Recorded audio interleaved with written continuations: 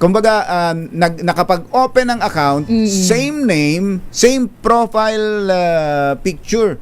But to pinapayagan ng Facebook yun? Ayun, ang tawag ko sa mga scam na to, Facebook supported scams.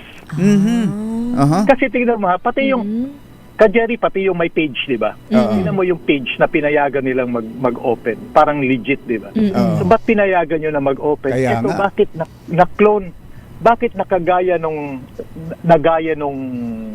scammer na yun yung account?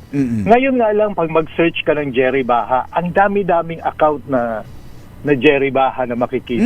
Meron ba? Hindi ko nasubukan. Hindi ko rin nasubukan. Oo. Subukan nga natin. Oo. Kasi sinesearch ko lagi yan kay Katunying, tinitingnan ko din. Marami ding Anthony Taberna ng mga fake na mga account.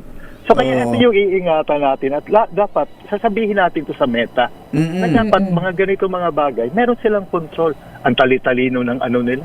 Ang tali-talino ng AI detection nila. Oo, kaya nga eh. Pero itong ang talino rin ng scammer dahil ako nung una hindi ko maintindihan yung ang dami nga nagkomento. modus eh.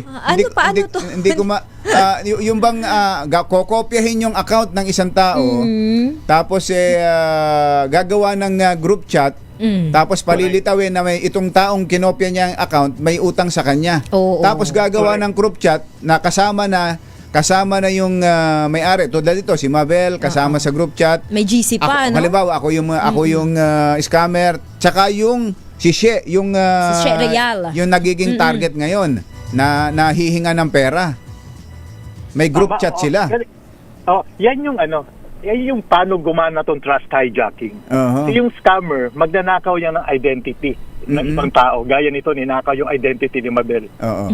Tapos emotional manipulation kasunod niyan, kung saan magki-create siya ng urgency, obligation, minsan guilt, titirahin yung guilt mo. Ay, kaibigan mo si Mabel, hindi mo susuportahan. Ayan, so, ito yung trust hijacking. Pero dapat lagi nating tandaan na yung familiar face sa Facebook o yung pangalan sa Facebook, hindi ibig sabihin yan, hindi yan ginagarantiya na legitimate yung kausap mo. Bago po tayo magpadala ng pera, dapat i-verify natin through another channel. Halimbawa, sa Facebook siya nag-message. Tawagan mo sa telepono. Correct. O puntahan mo o itanong mo. So, ganun lang po para maiwasan natin ang scam.